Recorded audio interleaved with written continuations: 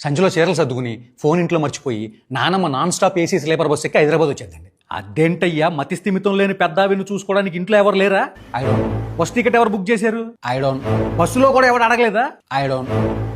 ఇప్పుడు ఇంత పెద్ద హైదరాబాద్లో ఆవిడ్ని వెతికి పట్టుకోవడం అంటే మన హీరోకి చాలా కష్టం కదయ్యా. Dead easy. ఎలా? హౌ? కియా ఆటోమేటిక్ కార్లో మన హీరోను బల్లారి భైరవి కలిసి రోడ్డు మీద అలా వెళ్తా ఉండగా నానమ్మ బట్టల సంచి కనబడుద్ది, పట్టేసుకుంటారు. క్రేజీ రైటింగ్ యార్. మీరు రాయండి. రైటర్లు అంటే జోక్ అయిపోయింది. సర్లేవా ఏదో ఫ్రెండ్లీగా అన్నాం. నెక్స్ట్. నానమ్మ బాధ చూడలేక తాతను ఎలాగైనా ఎదిగి పట్టేసుకుందాం అని చెప్పి పాత బస్తీలో తిరుగుతూ ఉంటే డిజైనర్ ఫ్రేమింగ్ ఉన్న అద్దాల్లో దొంగ గంగరాజు గడ కనబడతాడు. గాల్లోకి ఎగరేసి కొల్లబొడి చేసిన తర్వాత మెల్లగా ఫ్లాష్ బ్యాక్ చెప్పడం స్టార్ట్ చేస్తాడు.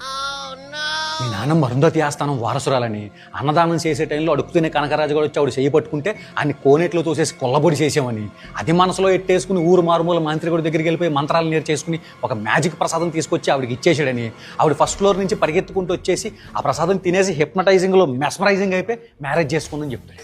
ఏంటయ్యా అంత పెద్ద ఆస్థానం వారసురాలు ముక్కు మొహం తెలియనుడు వచ్చి ఏదో ప్రసాదం పెడితే ఎలా తింటది? I don't.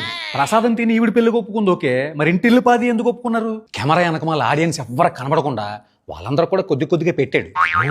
అయితే ఓకే.